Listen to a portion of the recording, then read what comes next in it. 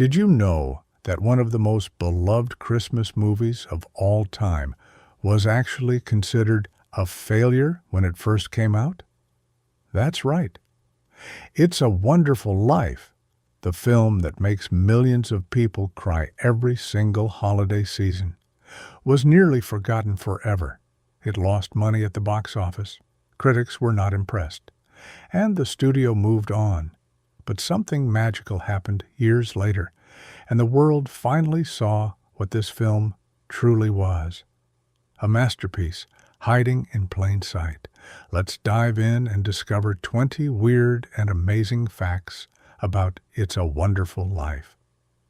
Number 20. The movie that almost never existed. Every great story has a beginning, and the beginning of It's a Wonderful Life is one of the strangest in Hollywood history. It did not start as a movie idea at all. It started as a short story called The Greatest Gift, written by a man named Philip Van Doren Stern. Now, here is where it gets interesting. Philip tried for years to get his story published. He sent it to magazines. He knocked on doors. Nobody wanted it. Publishers said no. Editors passed.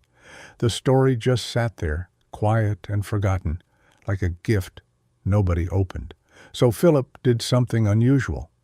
In December of 1943, he printed the story himself.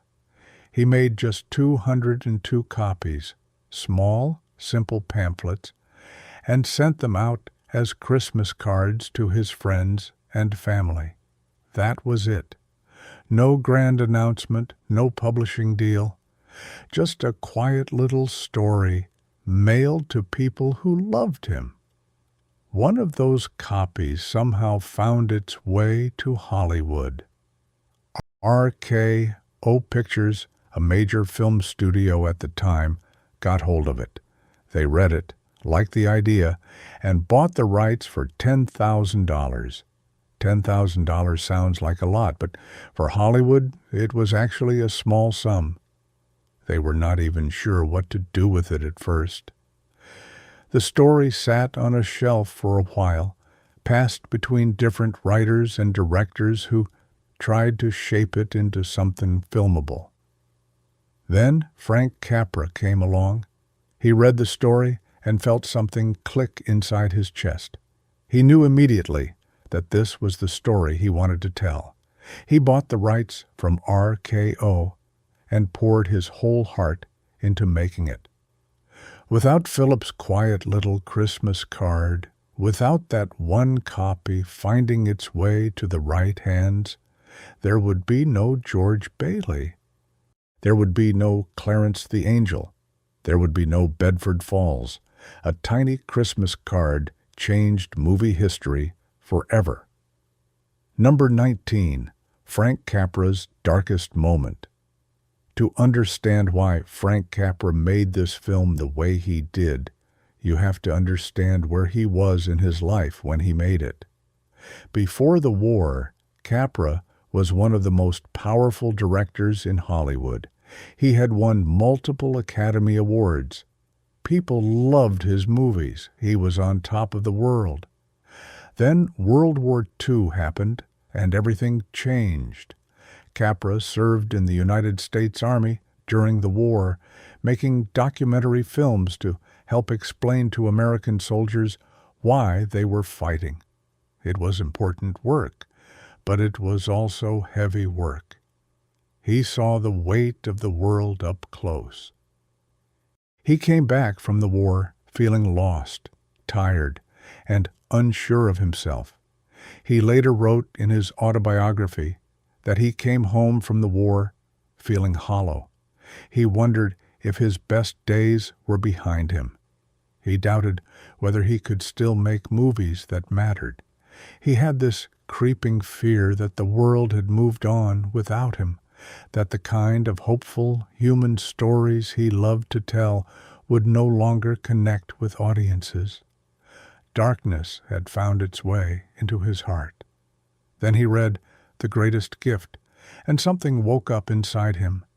The story spoke directly to his fears, a man who thinks his life has no value, a man who wishes he had never been born. And then, the miracle. Someone shows him the truth, that his life mattered more than he ever knew.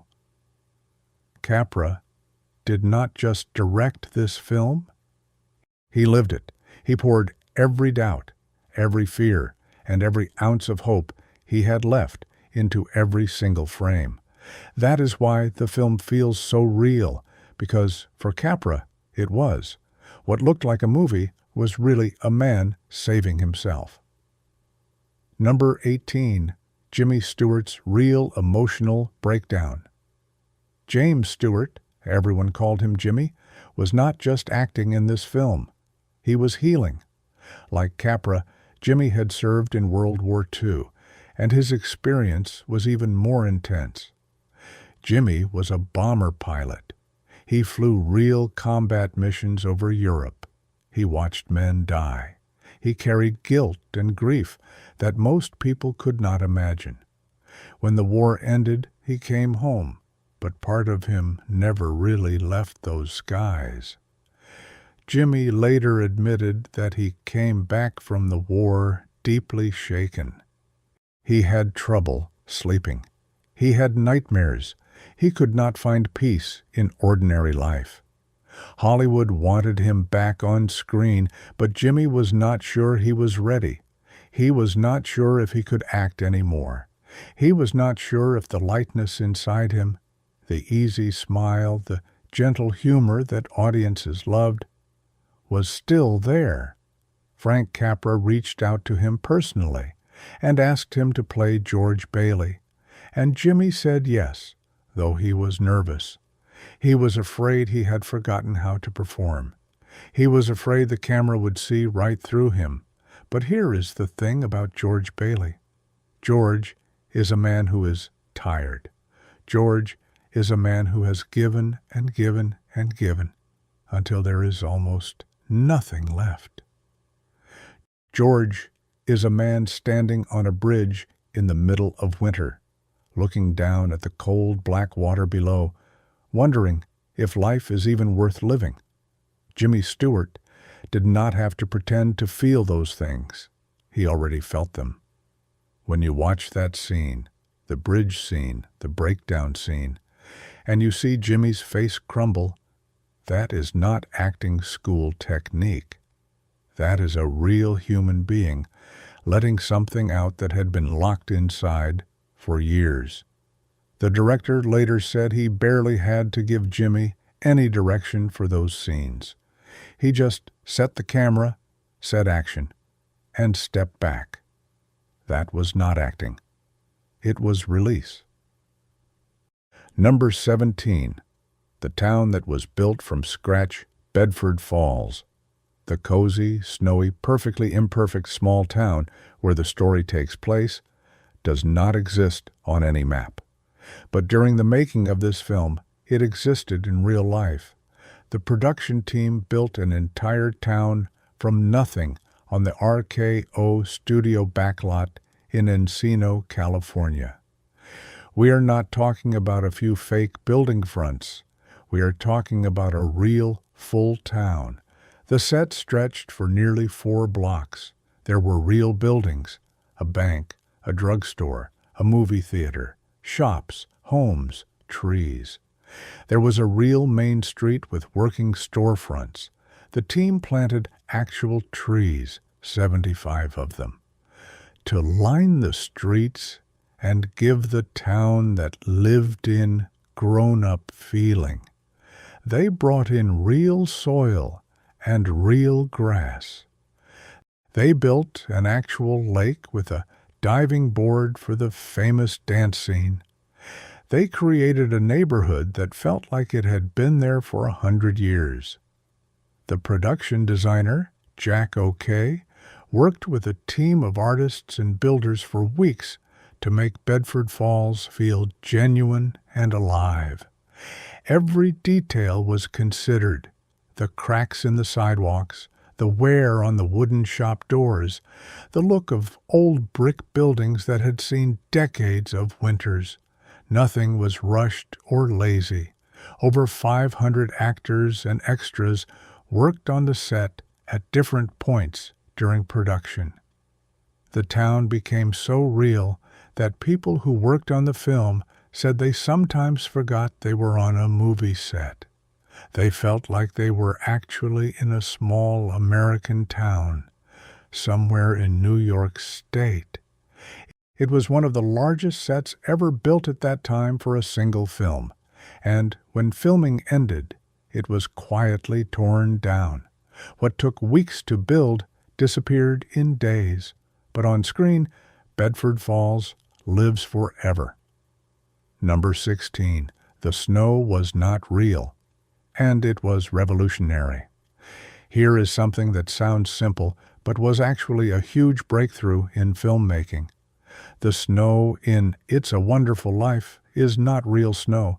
Of course, you might think, well, that's Hollywood. They always use fake snow. But what made this film different was how they made the fake snow, and it changed the movie industry forever. Before this film, the most common way to create fake snow on a movie set was to use painted cornflakes. Yes, cornflakes, the kind you eat for breakfast. Studios would spray paint them white and scatter them around the set. It looked fine visually, but it had a massive problem: sound. When actors walked through cornflake snow, the cameras would pick up this awful loud crunching noise. It sounded terrible. Every outdoor winter scene had to be dubbed, meaning the sound was recorded separately and added later, because the cornflakes destroyed the natural audio. The special effects team on It's a Wonderful Life decided they were going to solve this problem once and for all. They developed a completely new recipe for fake snow. They mixed together foamite, which is a substance used in fire extinguishers, with soap and water, and they pumped it through special machines that sprayed it out as a fine, light powder. The result was a snow that looked incredibly real on camera, that settled softly and naturally, and most importantly, that made almost no sound when you walked through it. This new formula was so successful that the film won a Technical Achievement Award from the Academy of Motion Picture Arts and Sciences. Not an Oscar for acting or directing, but a special award for inventing a better kind of fake snow. The technique was then used by other Hollywood productions for years to come. Something as simple as quiet snow changed how movies were made. Number 15. The swimming pool that nearly caused a disaster. One of the most joyful scenes in the whole film is the high school gymnasium dance scene. George Bailey and Mary are dancing, laughing, and having the time of their lives. The wooden gym floor splits open beneath them, revealing a swimming pool underneath, and the whole crowd ends up splashing into the water. It is charming, funny, and full of life. But behind the camera, it was anything but simple. The swimming pool was real. Beneath the dance floor of the gymnasium set, there was an actual, fully functional swimming pool that had been built years earlier as part of the Beverly Hills High School gym, which is where parts of this scene were filmed. The floor was designed to roll back in sections, exposing the water below. It was a real feature of that real school, and when Capra discovered it, he knew immediately that he had to write it into the scene. What he did not know was how chaotic filming that scene would become. More than 100 extras were on that gym floor, dancing and moving. When the floor opened and people began falling into the pool, it turned into organized madness. The water was cold. People were not entirely prepared for the drop. Some extras slipped in ways they did not expect. Jimmy Stewart and Donna Reed, who played Mary, both ended up genuinely soaked and laughing, not just for the camera, but because the moment was so unexpected and alive. Multiple takes were required to capture the scene properly, which meant the cast and extras were getting wet over and over again in cold water, toweling off between takes and jumping back into the pool again. By the end, everyone on set was exhausted and waterlogged. What looked like fun and chaos on screen was fun and chaos behind the camera too, just a little colder than it looked. Number 14. Donna Reed fought hard for her role. Donna Reed, who played Mary Hatch, the woman who loves George Bailey completely and without condition, was one of the most important parts of the film's emotional heart. But getting that role was not easy. Donna had to fight for it. The studio originally had different ideas about who should play Mary. Other actresses were considered. Donna Reed was a contract player at MGM at the time, which meant she worked under a studio agreement and did not always get to choose her own projects. She was known more for light, pretty roles rather than deeply emotional ones. Some people at the studio doubted whether she had the depth that a character like Mary required. But Donna wanted this role desperately. She had read the script. She understood Mary. She knew that Mary was not just a supportive wife standing quietly in the background. Mary was the force that held George Bailey's life together. Mary was the one who saw who George truly was, even when George himself could not see it. Donna knew she could play that, and she pushed hard for the chance. When she finally got the part and arrived on set, she threw herself into it completely. She studied the character deeply. She brought a warmth and a quiet strength to Mary that felt completely natural and unforced. Frank Capra later said that Donna Reed made the film better than he had imagined it would be. There is one scene in particular where Mary stands in an empty, crumbling old house with George and makes a wish. That became one of the most romantic moments in cinema history. That was Donna, fully present, fully committed. She was not just cast. She was chosen, and she earned every frame. Number 13. The film flopped at the box office. This is the fact that surprises people the most. It's a Wonderful Life. This warm, beloved classic Christmas film was a failure when it was first released. A real, genuine, money-losing failure. The film came out in December of 1946. The reviews were mixed. Some critics admired it. Others called it sentimental and slow. Some said Capra was repeating himself, making the same kind of hopeful small-town story he had always made, and that audiences were ready for something darker and more modern after the war. The world had changed. People had seen real horror. Some felt that a story about a guardian angel saving a man from a bridge was too soft, too sweet, too simple. The film cost about $3,700,000 to make, which was a significant budget at the time. It earned back about $3,300,000 in its original release. That means it lost money. Not a catastrophic loss, but enough for the studio to consider it a disappointment. Liberty Films, the production company that Capra had co-founded, went under partly because of the film's poor performance. Capra later sold his share of the company. He was heartbroken. He had poured everything into this movie. He believed in it completely. And the world shrugged. But then something strange happened. Years passed. The film's copyright lapsed, which is a legal way of saying that the protection on it ran out, and television stations could now broadcast it for free. Every December, stations started playing it. Families watched it together. Children grew up watching it and then showed it to their own children. Generation after generation discovered George Bailey and Bedford Falls. What the box office rejected, time embraced. Number 12. The film was investigated by the FBI.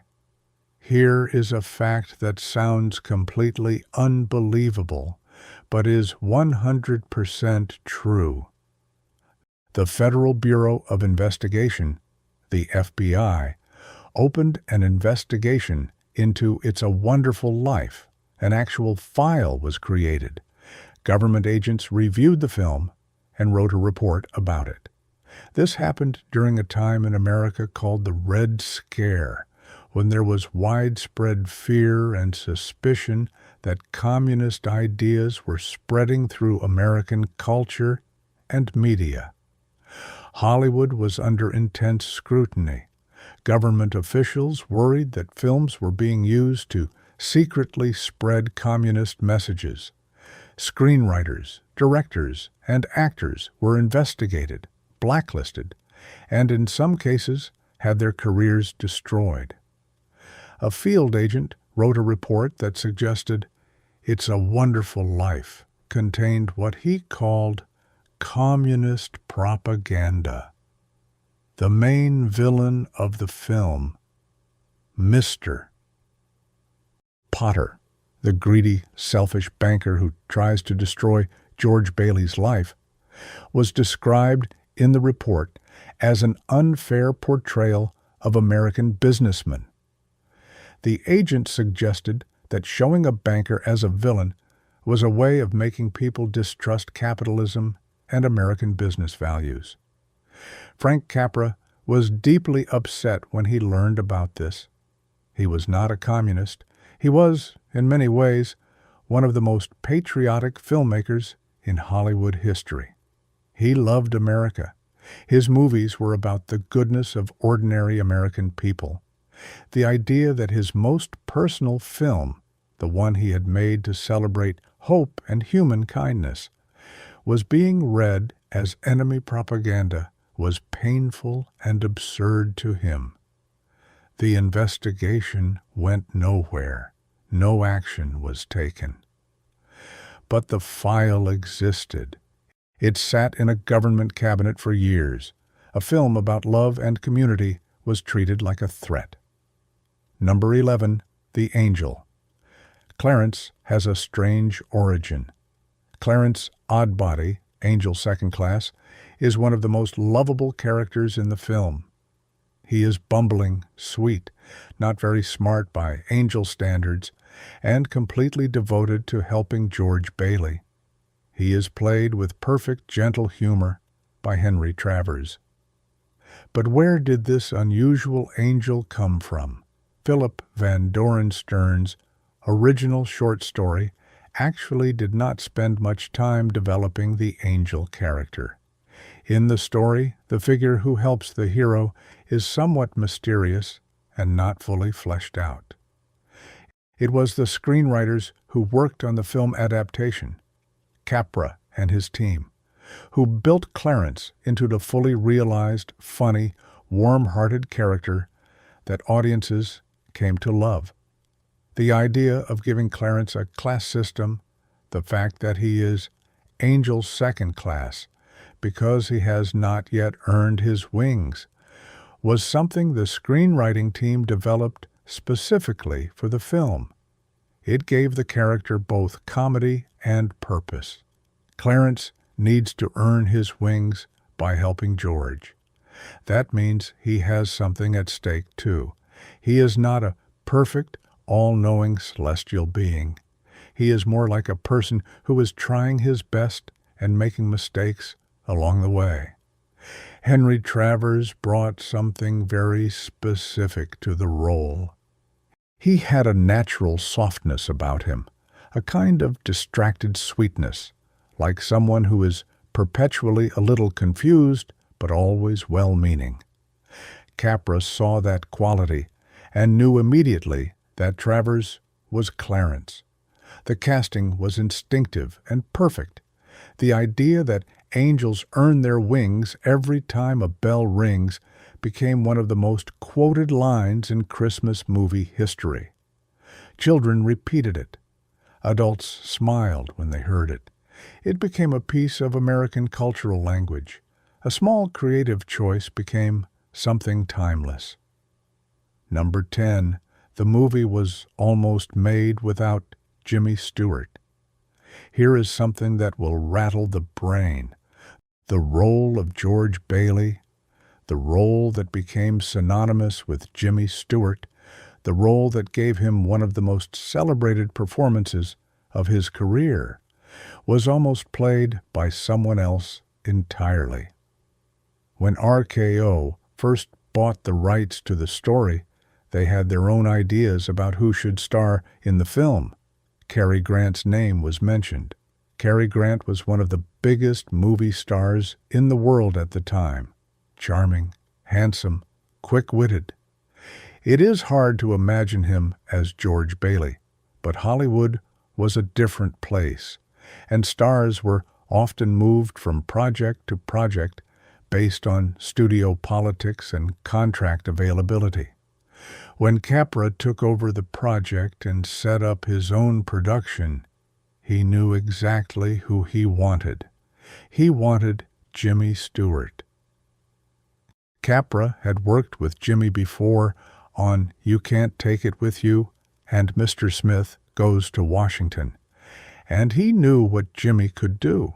He knew Jimmy had a quality that was almost impossible to manufacture, a kind of ordinary greatness, a sense that this was a real man with real feelings, not just a performance of a man.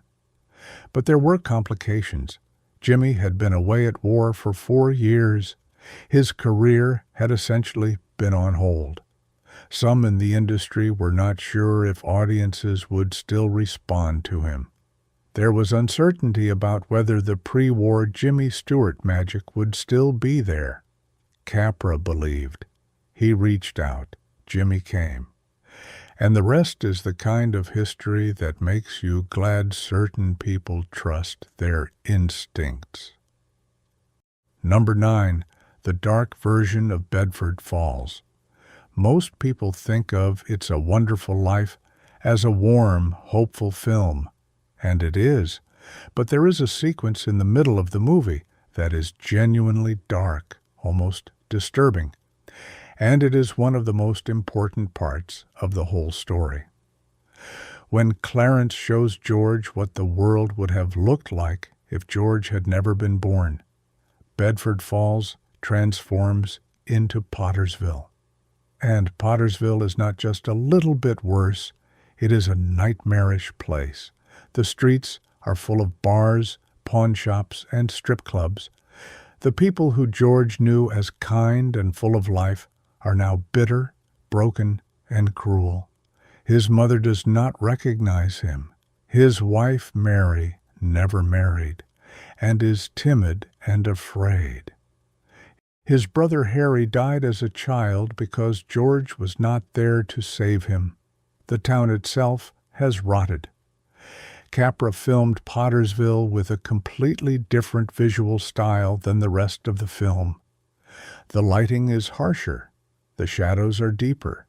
The camera angles are more aggressive. Everything feels wrong in a way that is almost physical, like the air itself has changed. This was intentional. Capra wanted the audience to feel that difference in their bodies, not just understand it with their minds. He wanted Pottersville to feel like a nightmare you could not quite wake up from. He studied German expressionist films, films known for their dark, twisted visual styles, and borrowed some of those techniques to give Pottersville its unsettling, shadowy look. The sequence only lasts for a portion of the film, but it lands like a punch. And when Bedford Falls returns at the end, warm, bright, full of bells and laughter, the relief feels earned and real. What looked like a simple contrast was a very deliberate act of visual storytelling. Number 8. The freezing cold night shoot.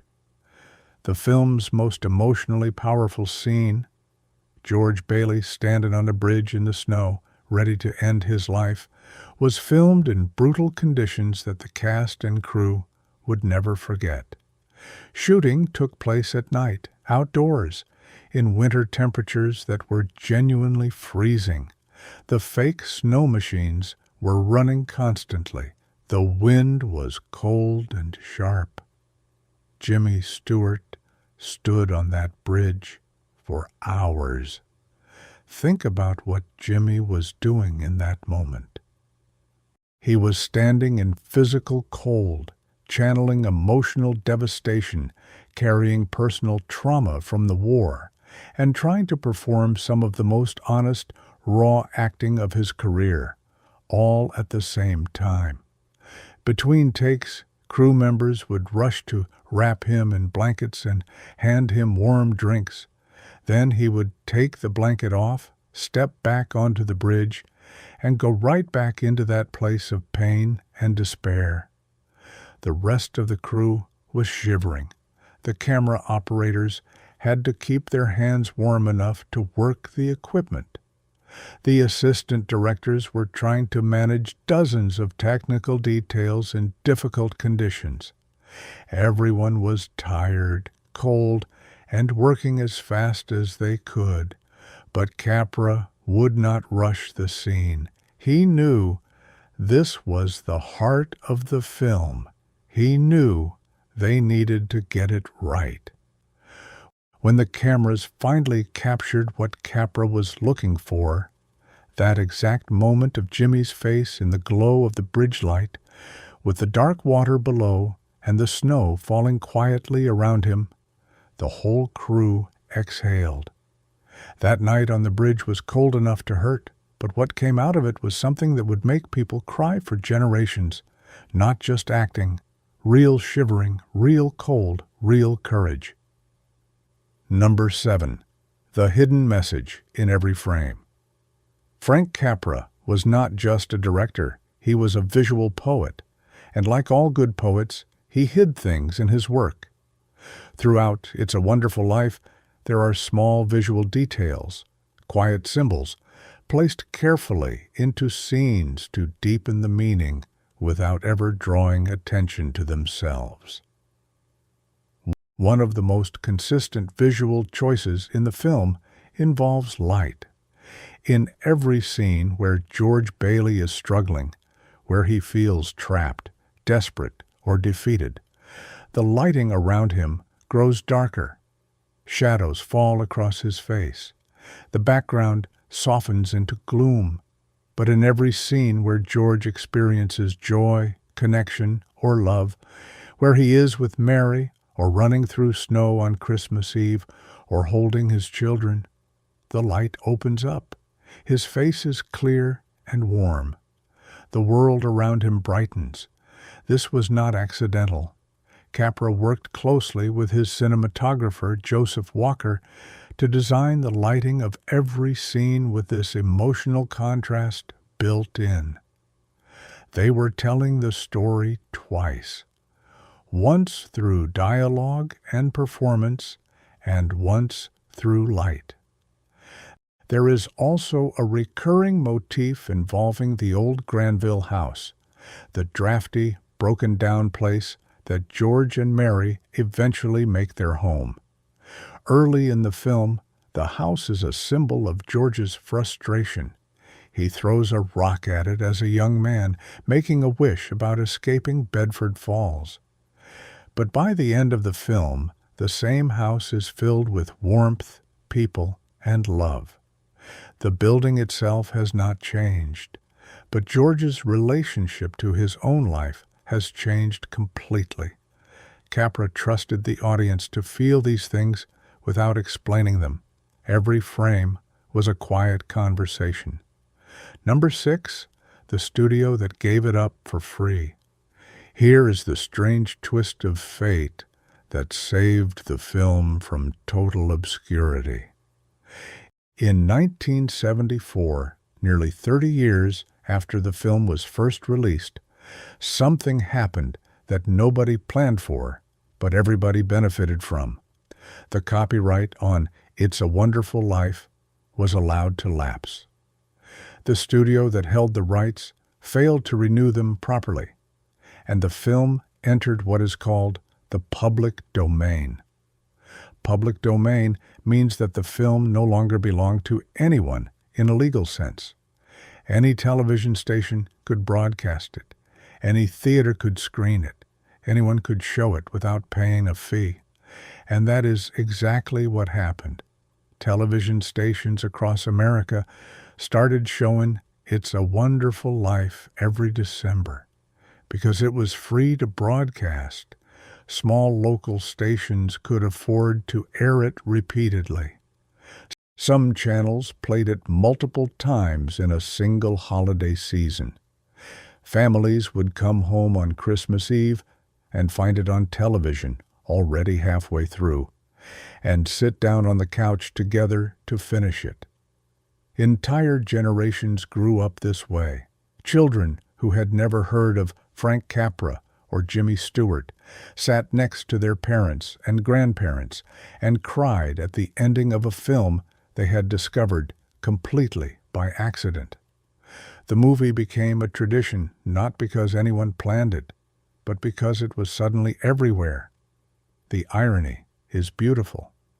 A film about a man who does not realize how valuable he is became a beloved classic precisely because it was treated as if it had no value, because it was free.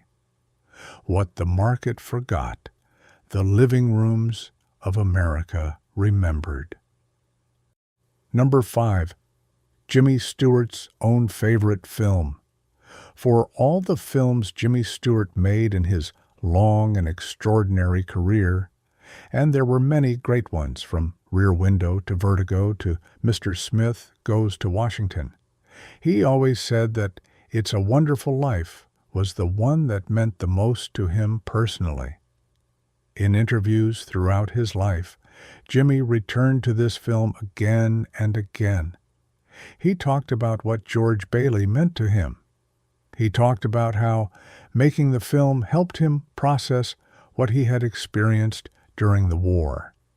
He said that George Bailey's story, the story of a man who feels invisible, who feels like his sacrifices go unseen, who wonders if he has wasted his life, spoke to something deeply personal inside him.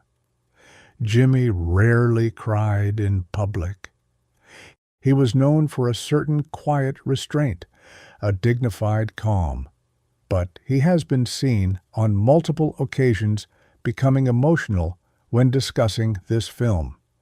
There is a famous interview where he was asked about the scene at the end of the film, when George Bailey's friends and family rush in to save him, and little Zuzu says that a bell means an angel has earned its wings, and Jimmy could barely speak. His voice broke. He pressed his lips together. He looked away. He was not performing in that moment. He was remembering something that had mattered to him with a depth that words could not quite hold. Jimmy Stewart lived to be 89 years old. In the final years of his life, when people asked him what he would want to be remembered for, he sometimes named this film. Not his Academy Award, not his collaborations with Hitchcock. This film, the quiet ones often carry the most. Number 4, the real George Bailey. Philip Van Doren Stern, the man who wrote the original story, did not invent George Bailey entirely from imagination. The character was inspired by something very real, by the quiet, ordinary sacrifices that people make every day without anyone noticing or thanking them. Stern later said that he had been thinking about people he knew in his own life, people who had given up their dreams for their families, people who had stayed in small towns while their friends left for bigger lives, people who had worked and struggled and loved and been tired, and who sometimes in their darkest moments wondered if they had made all the wrong choices. But there is also a very specific real-world inspiration that historians have traced. The town of Seneca Falls in upstate New York has long been considered a potential model for Bedford Falls. The town has a main street with an old bridge, a geographic layout similar to the fictional town, and a community history that matches many details in the story. Every year, Seneca Falls hosts a festival celebrating the film. Residents there feel a genuine connection to the story, not just as movie fans, but as people who recognize their own place in it. Some researchers have also suggested that elements of George Bailey's personality were drawn from Frank Capra's own life. Capra had come from immigrant poverty. He had worked for everything he had. He had sacrificed and struggled. He knew what it felt like to wonder if your efforts were invisible. He put all of that into George. George Bailey is not one person. He is every person who ever gave something up for someone else and wondered if it was worth it. That is why so many people see themselves in him. Number 3. The film that inspired a generation of filmmakers. When Steven Spielberg was a young boy, he watched It's a Wonderful Life with his family. He has spoken about that experience in interviews, about how the film made him feel, about how it opened something in him. Francis Ford Coppola has cited the film as an influence. Martin Scorsese has talked about studying Capra's visual techniques. The film's influence on American cinema runs deeper than most people realize. The way Capra balances comedy and tragedy in the same story, the way he can have you laughing in one scene and crying in the next without either feeling false, became a template that filmmakers studied and borrowed from for decades. The structure of the story itself, a man shown the hidden value of his own life, has been adapted, reimagined, and retold in hundreds of films and television episodes since 1946.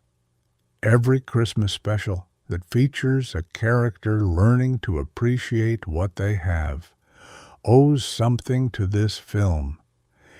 Every story about an angel who helps a struggling human has roots here. The idea entered the culture and never left.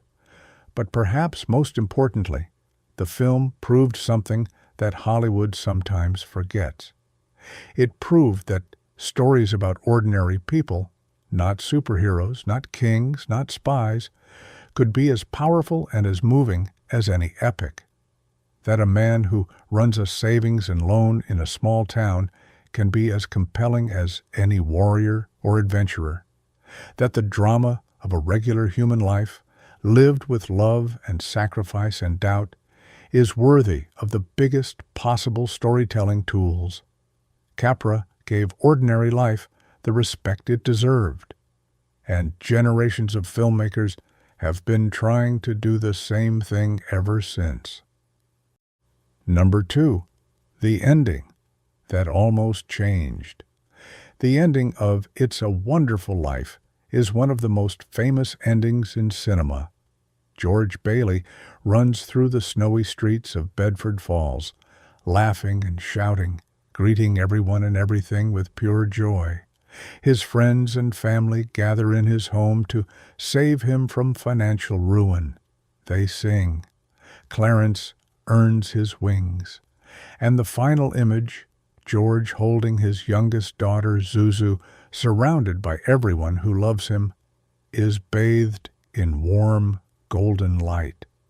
But that ending almost did not exist in the form we know it. During the scripting and production process, there were serious discussions about how to end the story. Some voices in the room felt the ending should be quieter, more understated. They worried that the big emotional conclusion, all the townspeople rushing in, all the bells ringing, all the warmth and reunion, might feel too large, too neat, too perfectly wrapped. Frank Capra disagreed. He fought hard for the ending he had envisioned. He believed that the audience had earned a full release of emotion. He believed that if you put a person through everything George Bailey goes through, the years of sacrifice, the moments of near defeat, the cold bridge, the despair, then you owed them a real, full, overwhelming wave of joy at the end. Not a quiet resolution, not a subtle nod, a flood. He was right. The ending of this film has made people weep in movie theaters for nearly 80 years. Not because it is manipulative, but because it is true. Because most people, somewhere in their hearts, need to believe that the people they love would come running. Capra held his ground, and the ending sang. Number 1, the film that keeps saving lives. Of all the facts about this film, this is the one that matters most. This is the one that takes the movie out of the realm of Hollywood history and places it into something larger and more sacred. Over the decades since It's a Wonderful Life first appeared on television screens across America, countless people have written letters, left messages, and shared stories about what this film did for them in their darkest moments. People who were grieving and found comfort in it. People who were struggling and found courage in it. People who were standing at their own version of George Bailey's bridge, their own moment of wondering if everything would be better if they simply disappeared, and who sat down to watch this film and found a reason to stay.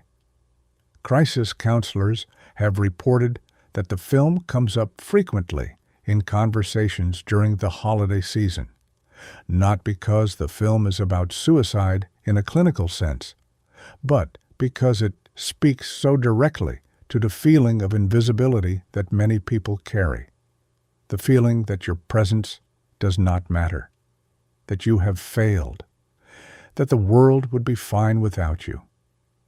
The film says, no. The film says, look at every life you have touched. Look at every moment that exists, only because you existed. Frank Capra could not have known, standing on that cold studio set in 1946, that he was making something that would reach into living rooms and hospital rooms and bedrooms and say, you matter. You have always mattered, even when you could not see it. Jimmy Stewart could not have known, standing on that bridge, shivering in the fake snow, that he was speaking for every person who would ever feel forgotten. But they both trusted the story. They both gave everything to it. And the story has been giving back ever since. Not just a movie, a hand reaching out in the dark. Bonus fact: the bell that started somewhere else. Here is a secret that most fans of this film have never heard, and it is one of the most quietly beautiful stories in the whole production. The bell. The specific bell sound used in the film, the clear, golden ringing tone that accompanies the line about angels earning their wings, did not come from where you might expect. Sound designers working on the film spent considerable time trying to find exactly the right bell sound. They tried church bells. They tried handbells. They tried various recorded versions, but nothing felt quite right. The sound needed to be warm, but not heavy, clear, but not sharp. It needed to feel like something from another world without feeling cold or distant. It needed to sound like joy.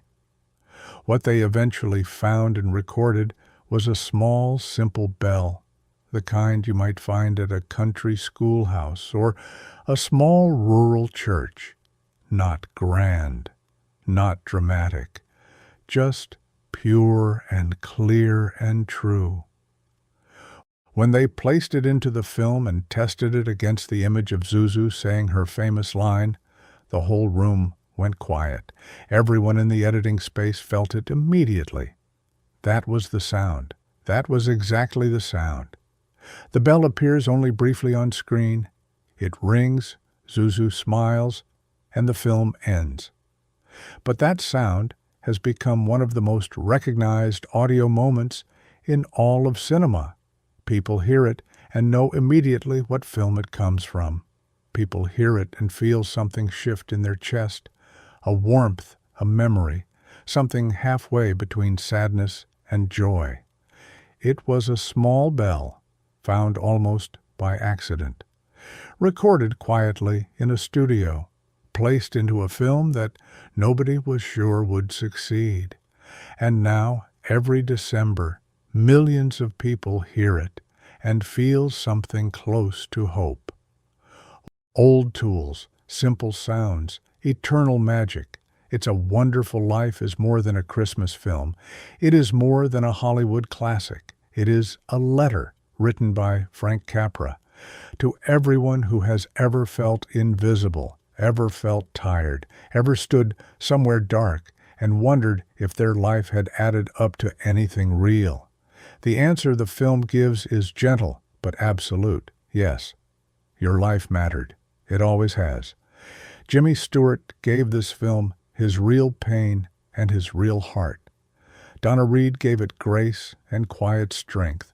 A whole team of builders, artists, painters, snow machine operators, and sound designers gave it their best work. And somehow, all of that love and labor crossed time and found its way into homes and hearts around the world.